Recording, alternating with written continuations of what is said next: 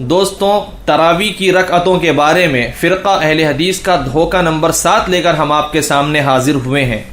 فرقہ اہل حدیث نے مسلمانوں کو دھوکہ دینے اور کنفیوز کرنے کے لیے ایک اور چال چلی اور غلط بیانی سے کام لیا کہ تبلیغی جماعت کے امیر حضرت مولانا یوسف صاحب کاندھلوی رحمۃ اللہ علیہ تراویح 8 رکعت مانتے تھے، جبکہ حقیقت میں بات بالکل ایسی نہیں، اور سچ اور حق بات یہ ہے کہ حضرت مولانا یوسف صاحب رحمۃ اللہ علیہ بھی تراویح 20 رکعت ہی مانتے تھے۔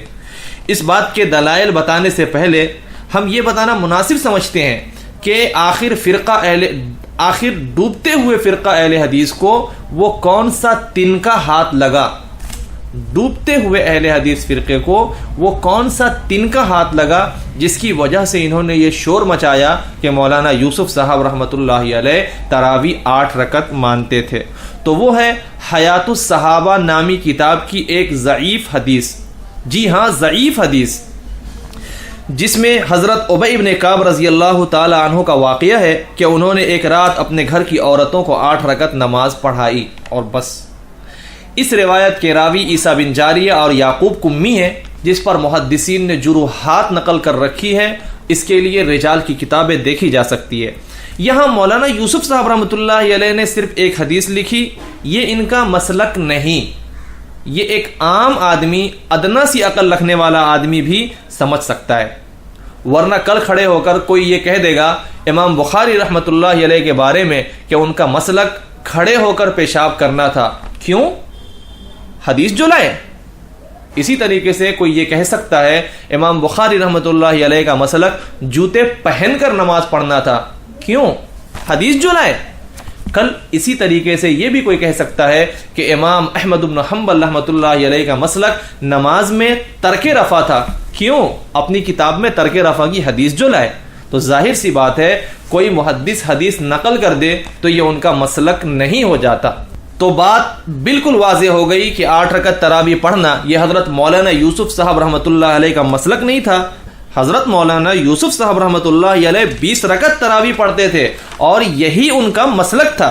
جی ہاں، آج بھی ایسے لوگ موجود ہیں جنہوں نے حضرت کا آنکھوں دیکھا حال بیان کیا ہے کہ رمضان المبارک کے مہینے میں ان کے معمولات کیا تھے۔ وہ تراویح 20 رکعت پڑھاتے تھے، جی ہاں، مرکز نظام الدین بنگلے والی مسجد میں 20 رکعت تراویح یہ خود پڑھاتے تھے اور پھر رات کے آخر حصے میں تہجد پڑھا کرتے تھے۔ چنانچہ ایک شخص ہیں پروفیسر خالد صدیقی صاحب، علی گڑھ کے رہنے والے، جو ہمیشہ حضرت مولانا یوسف صاحب کی صحبت میں رہا کرتے تھے، ان کے ساتھ رہتے تھے، سفر میں، حضر میں، ہر وقت ان کے ساتھ رہتے تھے، ان کی تربیت میں رہتے تھے۔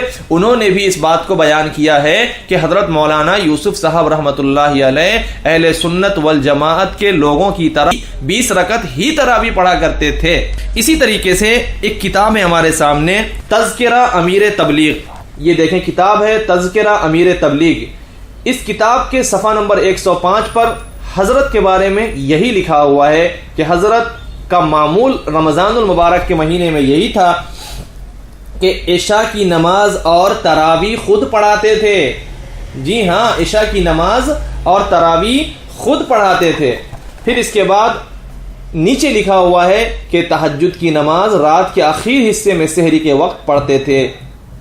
پوری تاریخ موجود ہے، آج تک تاریخ سے کوئی یہ ثابت نہیں کر سکتا کہ مرکز نظام الدین میں آج تک کبھی بھی کسی نے 8 رکعت تراویح پڑھائی ہو۔ اور پھر حضرت مولانا یوسف صاحب رحمۃ اللہ علیہ نے 20 رکعت تراویح ان کا مسلک ہے، اس کو بڑی مضبوطی کے ساتھ ڈٹ کر اس کو ثابت کیا ہے۔ چنانچہ ایک کتاب ہے شرح معانی الاثار، اس کی حضرت نے 4 جلدوں میں شرح کی ہے، 4 جلدوں میں، اور بڑی مضبوطی کے ساتھ۔ پہلی جلد میں تو انہوں نے لکھا ہے والحنفی مسلکن، کہ میں مسلک کے اعتبار سے حنفی ہوں، اور حنفی مسلک جس طریقے سے دوسرے اہل سنت والجماعت کے یہاں 20 رکعت تراویح ہے، حنفی مسلک میں بھی 20 رکعت تراویح ہے۔ اور چوتھی جلد میں صفحہ نمبر 275 پر جم کر اس کی بحث کی اور فرمایا لو اطلقت تواتر المانوی لم یبعد، صاف صاف نقل کیا کہ حضرت صاحب بن یزید رضی اللہ تعالیٰ عنہ کی روایت اور بھی دوسری روایتوں کو نقل کرنے کے بعد فرمایا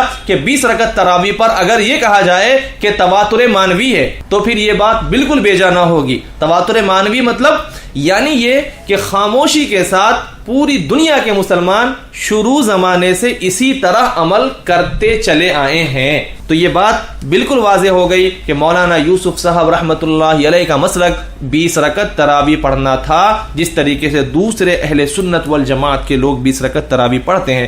امید ہے فرقہ اہل حدیث کا دھوکہ آپ کے سامنے آ گیا ہوگا اور آپ اس کے جواب سے بھی واقف ہو گئے ہوں گے۔